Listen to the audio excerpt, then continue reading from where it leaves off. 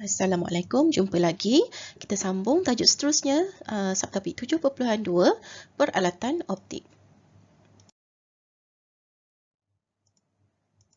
Baik, hari ini kita mulakan dulu seperti biasa dengan surah Al-Fatihah. Bismillahirrahmanirrahim.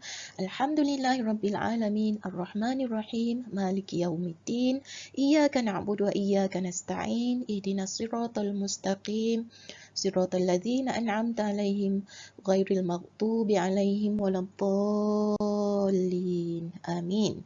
Dan kita baca doa untuk memohon kejayaan dunia dan akhirat.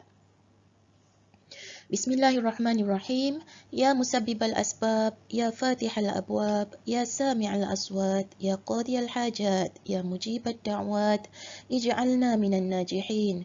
Wahai Tuhan yang menjadi penyebab kepada segala sebab, wahai Tuhan yang membuka segala pintu-pintu, wahai Tuhan yang mendengar segala suara, wahai Tuhan yang menunaikan segala hajat, wahai Tuhan yang memperkenankan segala doa, jadikanlah kami dari kalangan orang-orang yang berjaya di dunia dan di akhirat. Amin. Baik, kita lihat sebelum kita mulakan, perlu fahami dulu dan perjelaskan standard pembelajaran yang anda perlu kuasai. Okey, yang pertama, anda mesti boleh memerihalkan pembentukan imej akhir oleh teleskop dan mikroskop di akhir pembelajaran hari ini ya. Jadi yang kedua, anda mesti boleh mereka bentuk dan membina teleskop ringkas. Okey. Jadi bila ada membina teleskop ringkas, bermaksud anda mesti bersedialah sekiranya ada soalan-soalan untuk reka cipta ataupun inovasi. Okey, yang memerlukan anda melukis, melabel dan menyatakan konsep. Okay, untuk soalan SPM. Dan yang terakhir, anda mesti boleh berkomunikasi tentang aplikasi kanta dalam peralatan optik. Okey, jadi peralatan optik ni apa? Biasanya peralatan optik dihubung kaitkan dengan jenis imej, iaitu sama ada imej nyata atau maya. Dan kadang-kadang kita sebut juga saiz imej yang dibentuk oleh kanta tersebutlah. Saiz imej tu bergantung kepada kedudukan objek daripada pusat kanta itulah. Jadi contoh peralatan optik yang terlibat ialah kanta pembesar, mikroskop dan juga teleskop. Okay, biasanya teleskop astronomi lah. Okey, jadi sebelum kita pergi ke alat secara khusus iaitu mikroskop dan juga teleskop, kita perlu fahami dulu dari segi sifat imej yang dihasilkan oleh kanta. Okey, sekarang kita bincangkan tentang kanta cembung. Kita ada dua kanta cembung iaitu kanta cembung yang tebal dan kanta cembung yang nipis. Okey. Jadi antara dua kanta cembung ini kita perlu fahami perbezaan dari segi ketebalan lah. Satu tebal dan satu nipis. Jadi yang tebal di sebelah kiri, yang nipis di sebelah kanan.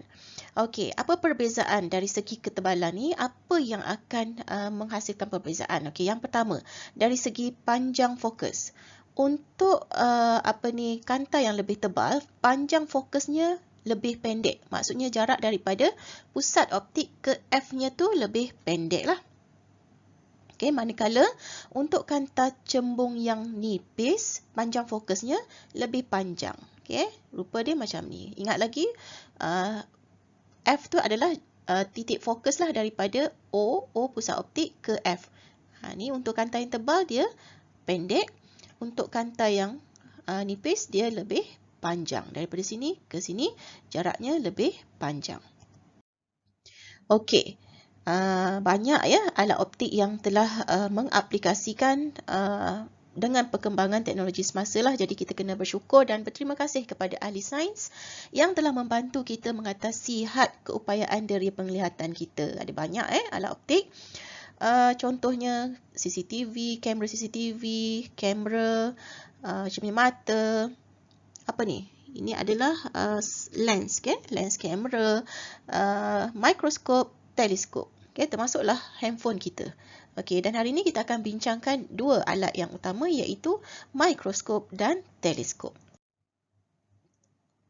Mari kita lihat dulu perbezaan antara mikroskop dan teleskop. Mikroskop di sebelah kiri ni semua orang kenal rupa mikroskop dan ini adalah teleskop. Biasa tengok Okey. Bagaimanakah pembentukan imej akhir oleh mikroskop? Okey, mikroskop ni kita tahu dia digunakan untuk tengok objek yang seni, yang kecil, yang halus, yang tak nampak tengok dengan mata kasar kita lah. Jadi dia ada dua kanta cembung, dua-dua kanta cembung yang berkuasa tinggi iaitu kanta objek dan kanta mata. Kanta objek berada di sini, kanta mata kanta mata berada di sini. Ini kanta mata, tempat kita letak mata. Ini adalah kanta objek berada di sini. Biasanya kalau kat sekolah, kanta objek tu ada, kat sekolah kita ada 3 kuasa kanta objek tu lah. Bergantung kepada jenis mikroskop. Yang lagi canggih, lagi mahal, lagi tinggilah kuasa kanta objeknya. Okey, jadi kanta dengan panjang fokus yang lebih panjang diguna sebagai kanta mata. Tadi kita dah faham, kanta cembung digunakan dua, iaitu yang tebal dan yang nipis. Yang atas ni yang lebih nipis, yang bawah ni yang lebih tebal. Jadi yang nipis diguna sebagai kanta mata sebab panjang fokusnya lebih panjang. Okay, so diletakkan sebagai kanta mata. Manakala kanta yang panjang fokusnya lebih pendek diletakkan sebagai kanta objek. Okay, di bawah.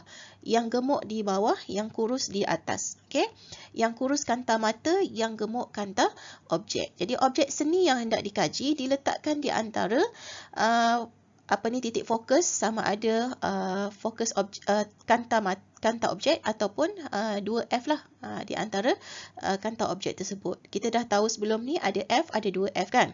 Kalau F 2 cm, maksudnya 2F adalah 2 kali ganda lah, 2 darab 2 cm. Okay. Okey, mari kita lihat bagaimana pembentukan imej akhir oleh mikroskop. Okey, kita mula dengan kanta objek. Kanta objek ingat lagi tak? Dia berada di mana? Kanta objek berada dekat spesimen, di pentas mikroskop tu, di bawah lah. Sebab kanta mata duduk dekat mata kita, tempat kita letak mata untuk tengok tu.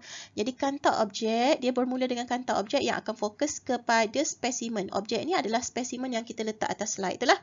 Jadi apabila objek difokuskan, kita akan dapatlah imej di sini.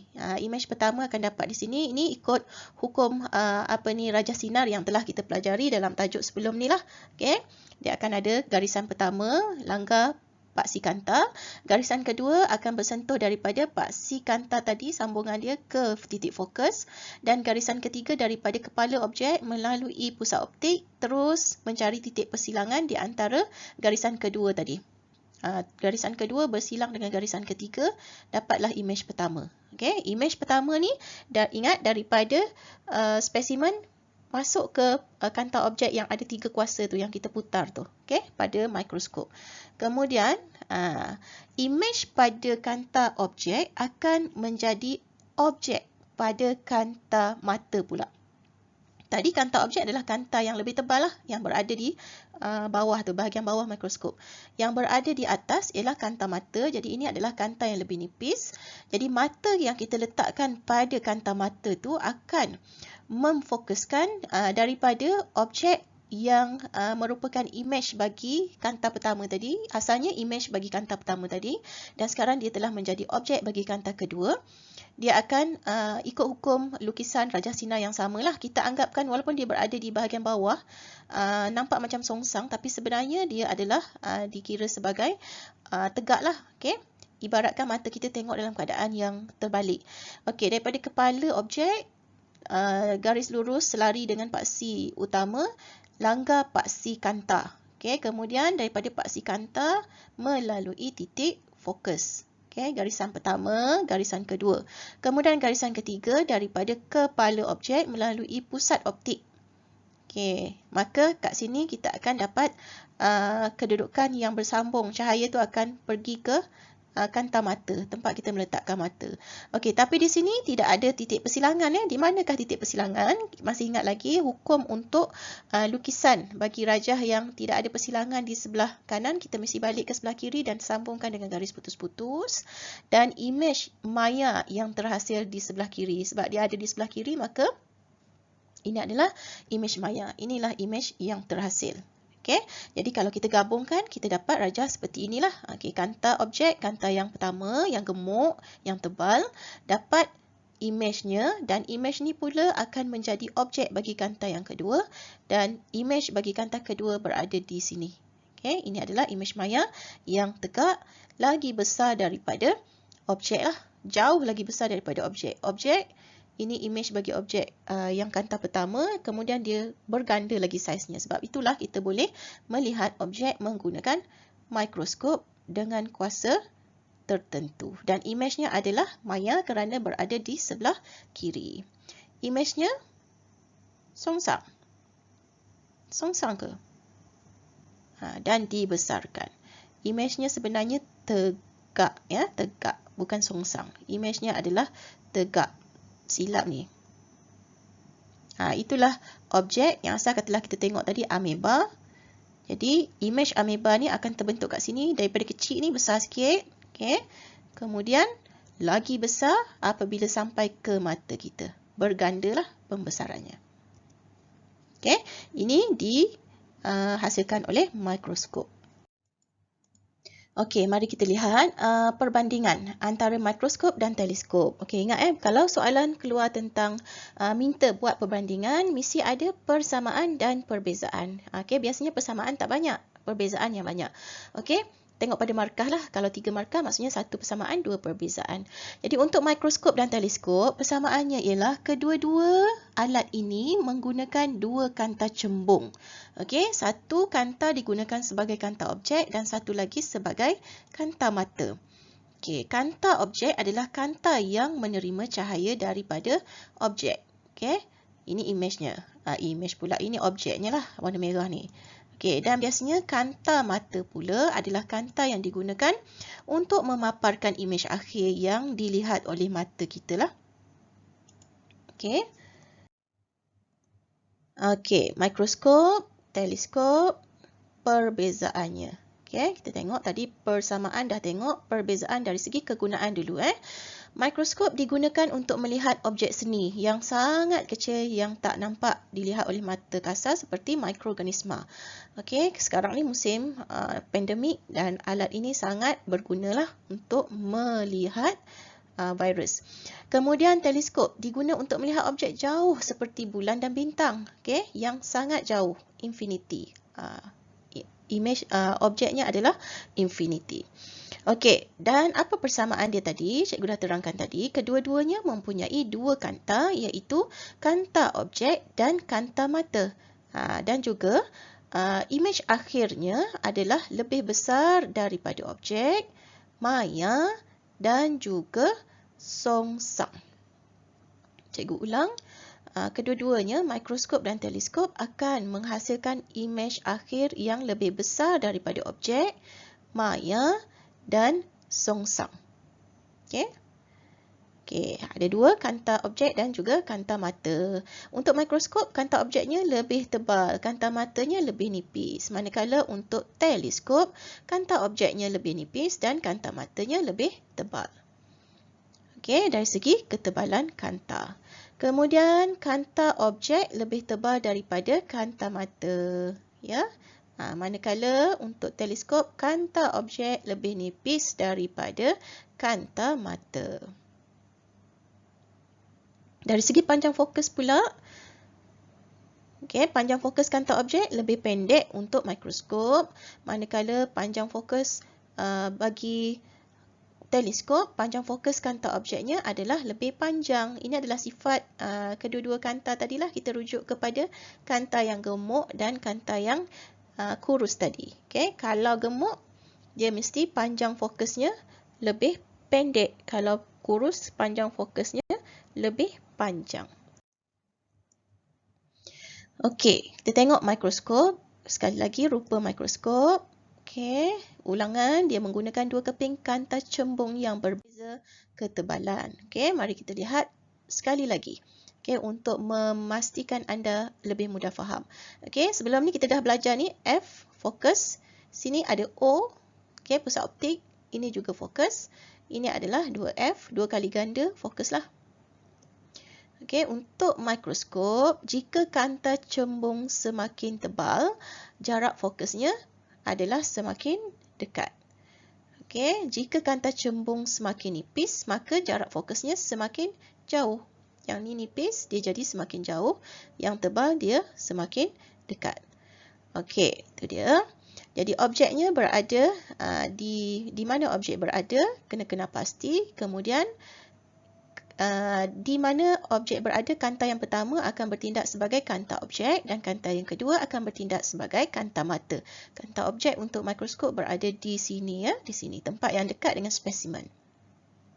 Okey, hukum untuk lukis Raja Sinar sama daripada kepala objek. Gariskan garisan yang selari dengan paksi utama melanggar paksi kanta. Okey, kemudian garisan kedua melanggar titik fokus. Okey, fokus. Kemudian garisan yang ketiga daripada kepala objek melanggar pusat optik dan menghasilkan titik persilangan. Di situlah imej pertama terhasil. Okey, ini adalah imej pertama. Kemudian kita dapati, kita tengok dulu sifat imej pertama ni, imejnya lebih besar daripada objek. Okey. Kedua, imejnya adalah songsang dan imejnya adalah nyata kerana berada di sebelah kanan kanta. Okey, kemudian daripada imej ini dia akan menjadi objek bagi kanta yang kedua iaitu kanta mata. Jadi kita panjangkan garisan yang selari dengan paksi utama ke paksi kanta dan lalu sambung ke fokus, daripada kepala sambung ke pusat optik. Di sini tidak akan berlaku persilangan. Okay, jadi persilangannya di belakang. Kita panjangkan garisan ke belakang dengan garisan putus-putus dan di sini adalah titik persilangan. Maka di situlah terbentuknya imej. Okay, imej akhir. Ini adalah imej akhir. Di mana imejnya adalah, kita tengok ciri imejnya adalah lebih besar daripada objek. Imejnya adalah tegak dan imejnya adalah maya. Okay. Mari kita lihat kuasa pembesaran mikroskop. Bagaimana kuasa pembesaran mikroskop dikira? Okey, kuasa pembesaran mikroskop sama dengan kuasa pembesaran kanta mata darab dengan kuasa pembesaran kanta objek. Jadi kalau kita sudah diberi kuasa pembesaran kanta mata, katalah kuasa pembesaran kanta mata ialah 5. Okey, jadi kita kena tahu kuasa pembesaran kanta objek untuk mendapatkan kuasa pembesaran mikroskop. Kalau katalah kat sini 5, kat sini 10, maka 5 darab 10. Kita dapatlah 5 darab 10, 50. Maka kuasa pembesaran mikroskop ialah, okey, mari kita lihat situasinya. Mikroskop. Sebuah mikroskop mempunyai kuasa pembesaran kanta mata sebanyak 4 kali dan kanta objek yang mempunyai kuasa pembesaran 40 kali. Jadi hitung kuasa pembesaran mikroskop tersebut. Okay. Jadi formula untuk kira kuasa pembesaran mikroskop ialah kuasa bagi kanta mata darab dengan kuasa bagi kanta pembesaran objek. Okay, kuasa pembesaran kanta objek. Kita darab sahaja. Jadi tadi kita dah tahu kanta mata kuasanya 4. Kanta objek kuasanya 40. Jadi 4 darab dengan 40. So, kuasa pembesaran mikroskop ialah 160 kali. Okey, formula untuk menentukan kuasa pembesaran mikroskop lagi sekali untuk mudahkan kita ingat. Jadi kuasa pembesaran mikroskop ialah kuasa pembesaran kanta objek darab dengan kuasa pembesaran kanta mata. Okey, jadi tadi contoh soalan. Okey, so kita dapat oleh kerana kuasa kanta mata dia 4 kali dan kanta objeknya 40 kali, maka darabkan sahaja. Kuasa pembesaran kanta objek darab dengan kuasa pembesaran kanta mata. Jadi 40 darab dengan 4. Okey, jadi jawapannya 160 kali. Okey, mari kita lihat teleskop pula. Selesai tadi untuk bahagian mikroskop. Sekarang kita masuk ke teleskop. Ini adalah rupa teleskop. Okey, teleskop menggunakan 2 keping kanta cembung yang berbeza ketebalan. Samalah dengan mikroskop tadi. Cuma bezanya ialah susunan sahaja. Okey, untuk teleskop, kanta objeknya berada di atas kerana kita nak tengok objek yang jauh kan. Okey, berbeza dengan mikroskop, objek itu berada di bawah, di atas pentas mikroskop. Jadi berada di bawah. Ni kanta objeknya berada di atas, okey, menuju ke objek yang sangat jauh. dan kanta matanya berada dekat dengan mata kita lah. Jadi kanta objeknya adalah kanta yang lebih nipis dan kanta matanya adalah kanta yang lebih tebal. Oleh itu, panjang fokus bagi kanta objeknya adalah lebih jauh lah, lebih panjang lah, dan panjang fokus bagi kanta matanya lebih pendek. Okey, bagaimana pembentukan objek? Okey, jadi kanta objek berfungsi untuk membentuk imej pertama. Imej pertama bagi teleskop ialah nyata, songsang, mengecil dan berada pada titik fokus kanta objek. Okey. Songsang, mengecil sebab objek itu infinity contohnya bulan, bintang, objek yang sangat besar dan sangat jauh. Jadi dia akan menghasilkan imej yang lebih kecil. Nyata sebab berada di sebelah kanan, dan songsang. Imej asal, objek asal adalah tegak lah. Okey. Dan di sebelah kanan ni adalah kanta mata. Kanta mata pula daripada imej yang pertama tadi, kita sebenarnya bersambung ni. Ini adalah imej kanta pertama akan menjadi objek bagi kanta mata. Jadi kita akan dapati imejnya adalah maya kerana ia akan terbentuk di sebelah kiri. Okay, di sebelah kiri tegak. Kenapa tegak? Walaupun dia dalam keadaan terbalik ni, oleh kerana objeknya asalnya memang dah terbalik dan imej dia juga terbalik. Jadi kita anggap dia tegak kerana dia berada pada satah yang sama. Okay? Berbeza dengan yang ni. Tadi objeknya berada di atas tegak. Hasilnya imej di bawah paksi utama. Jadi dia berada di satah yang berlainan. Jadi kita panggil songsang. Yang ni imejnya adalah tegak. Okay, terbentuk di belakang dan dibesarkan. Okay, imejnya adalah songsang. Imej akhir yang dibentuk oleh kanta mata adalah tegak ya. Bukan songsang, tegak. Ini salah ni. Tegak dan dibesarkan. Okay, bagaimana dia terbentuk?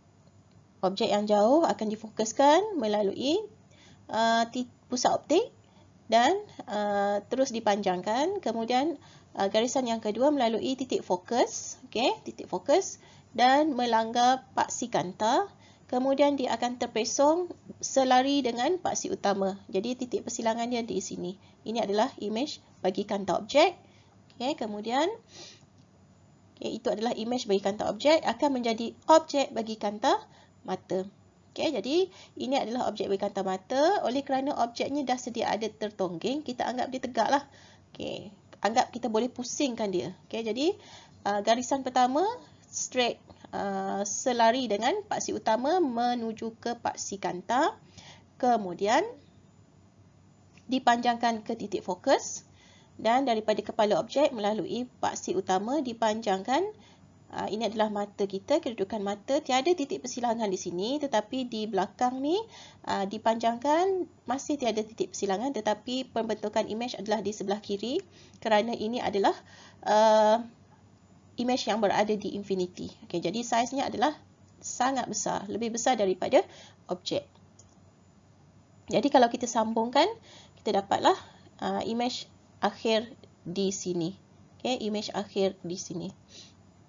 Contohnya bila kita tengok bulan, kita nak tengok bulan, maka imej bulan tu kelihatan lebih kecil di sini. Walaupun sebenarnya bulan tu jauh lebih besar. Berbeza dengan mikroskop. Objek yang kecil kelihatan lebih besar, imej akhirnya lebih besar. Itu dia. Bulan akhirnya kelihatan pada kanta mata. Mari kita lihat. Jika kanta cembung semakin tebal, jarak fokusnya semakin dekat. Jika kanta cembung semakin nipis, jarak fokusnya semakin jauh. Itu adalah titik fokus ataupun jarak fokus. Kanta objeknya lebih nipis, kanta matanya lebih tebal lah untuk teleskop. Kanta objeknya lebih nipis, kanta mata lebih tebal. Jadi objek itu berada pada jarak yang sangat jauh.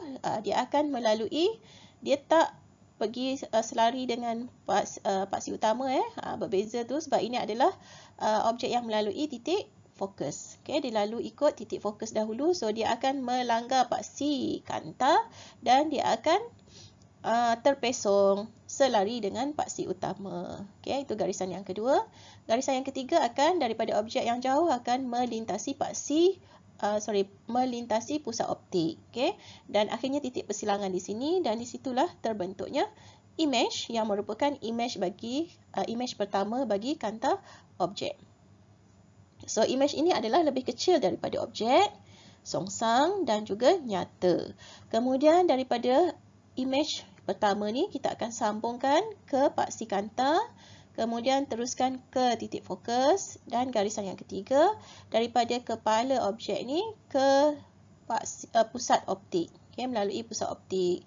Di sini kedudukan mata kita tetapi tiada titik persilangan, so kita sambungkan, panjangkan ke belakang dengan garis putus-putus. Di belakang inilah akan terbentuknya imej yang lebih besar. Okay, di sini mata kita, dan imej akan terbentuk di sebelah kiri, di mana imej adalah lebih besar daripada objek. Okay, dan imej tu adalah tegak kerana imej tu sama kedudukan dengan objeknya. Okay, objeknya tadi. Ini objek dia lah. Okay. Tak dikira sebagai songsang sebab asalnya objek tu memang dah songsang. Jadi bila imejnya sama dengan objek tu, kita kira imej tu adalah tegak. Okey.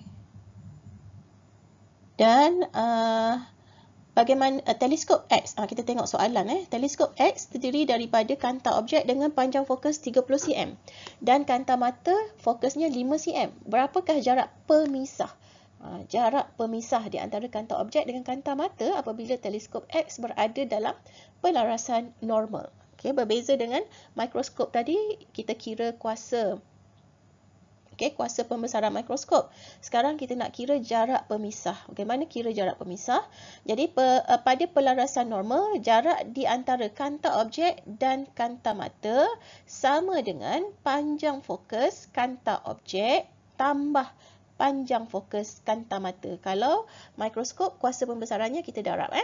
Kuasa kanta mata darab dengan kuasa kanta objek. Tapi sekarang untuk cari jarak, sebab dia nak jarak jarak, bukan kuasa. Jadi jarak ialah hasil tambahlah di antara dua panjang fokus, iaitu panjang fokus bagi kanta objek dan panjang fokus bagi kanta mata. Tadi kita dah tahu panjang fokus bagi kanta objek ialah 30 cm. Panjang fokus bagi kanta mata ialah 5 cm. Jadi kita tambah sahaja 30 tambah dengan 5 cm. Dapatlah 35 cm. Okey.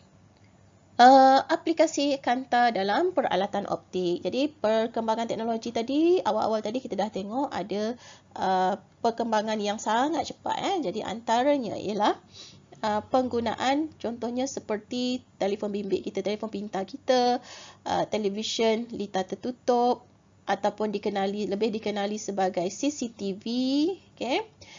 Yang sangat kecil. Ada lagi kecil daripada ni sehingga kan ada hidden camera yang boleh dipasang pada pen, boleh dipasang pada alat-alat tertentu dinding. Okay, jadi semakin canggih. Saiz lens pun, saiz kanta pun semakin kecil. Okay, dan harganya pun semakin mahal. Jadi kajian optik telah berjaya membina kanta rata ataupun flat lens yang setebal beberapa mikron sahaja. Sangat nipis. Jadi 1 mikron sama dengan 0.001 mm. Maksudnya sangat nipis. Okay? Ini adalah perkembangan teknologi. Dalam kamera telefon pintar, panjang fokus adalah jarak di antara kanta dan juga sensor. Okay, kalau telefon kita mesti ada kanta dan juga sensor. Jadi panjang fokusnya adalah di antara kanta dan juga sensor itulah.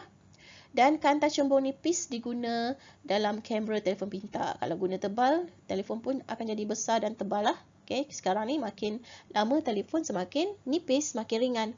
Okay, kanta ini mempunyai panjang fokus yang pendek sebab diguna kanta cembung yang nipis tadi. Okay. Kanta ini mempunyai panjang fokus yang pendek dan menghasilkan imej dalam sudut pandang yang luas. Apabila panjang fokus bagi kanta berkurang, ketebalan kanta bertambah. Walaupun kita kata nipis, tapi dari segi fokusnya dia masih lagi dalam kategori kanta yang lebih tebal lah. Okay, padanlah dengan saiz device tu. Okay, kalau telefon takkanlah nak pakai saiz yang sama dengan kamera kan. Kamera DSLR takkanlah sama. Okay, ketebalan kanta dalam telefon pintar adalah beberapa milimeter sahaja, bergantung kepada saiz sensor dia. Jadi had ketebalan telefon pintar tu dipengaruhi oleh ketebalan kanta dan panjang fokus kanta kamera tersebut. Okay, sebenarnya kita bayar mahal-mahal. Telefon sekarang ni makin lama makin mahal tu sebenarnya kita bayar apa? Bayar kamera. Okey, kita tengok perbezaan antara kamera yang mempunyai panjang fokus yang lebih pendek dan panjang fokus yang lebih panjang. Okey, sekiranya kamera tersebut mempunyai panjang fokusnya, panjang fokus tu ingat dikira daripada kanta, pusat optik kanta ke sensor. Sensor tu maksudnya kat mana dia boleh detect image tu. Okey, daripada sini, daripada sensor ke kanta adalah panjang fokus. Jadi yang ni kalau kita bezakan antara atas dan bawah ni, kanta mana yang mempunyai panjang fokus yang lebih panjang? Okey. Kita tengok panjang fokus yang lebih panjang di bawah lah, yang ni lagi panjang. Jadi kamera yang mempunyai panjang fokus yang lebih panjang, dia akan mempunyai kuasa zoom yang lebih baik lah. Kita nampak perbezaan antara dua objek ni. Yang ni panjang fokusnya pendek, jadi kita nampak objek tu jauh sikit. Yang ni panjang fokusnya lebih panjang, jadi nampak objek tu lagi jelas, lagi dekat. Okay, jadi lebih jelas lah kerana panjang fokusnya lebih panjang.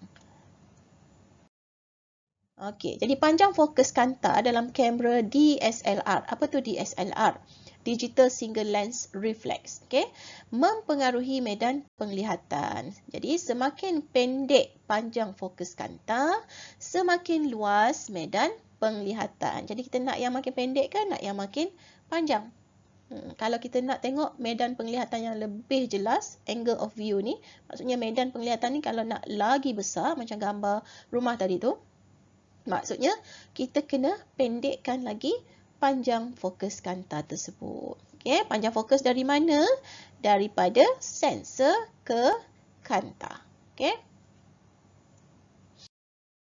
Okey, selain daripada tu, mari kita lihat pandangan normal bagi seorang manusia. Okey, lebih kurang macam ni, 50 mm, lebih kurang. Okey, so macam mana kita nak dapatkan view yang lagi jelas? Macam mana kuasa zoom tu digunakan? Okey, contoh ibarat satu kamera dengan saiz kanta dia 14 mm. Sebab itulah bila kita beli kamera, ada diberitahu spesifikasi saiz kanta, ketebalan kanta. Okay, kerana ia mempengaruhi jarak fokus daripada sensor ke kanta tersebut. Okay. Jadi cuba lihat kita ambil contoh yang penglihatan biasa manusia 50 mm, lebih kurang 50 mm, lebih kurang yang ni lah. Yang ni penglihatan normal kita. Tapi apabila kamera tersebut menggunakan kuasa yang kita ambil super telefoto ni, dia ambil 400 mm. Biasa mata kita 50 mm saja. Tapi bila dia ambil 400 mm, tengok dia punya 400 mm punya view. Okay, ini dia 400 mm punya view. Dia macam dia zoom lah, dia zoom. Okay. Yang ni 14 mm punya view, nampak jauh je.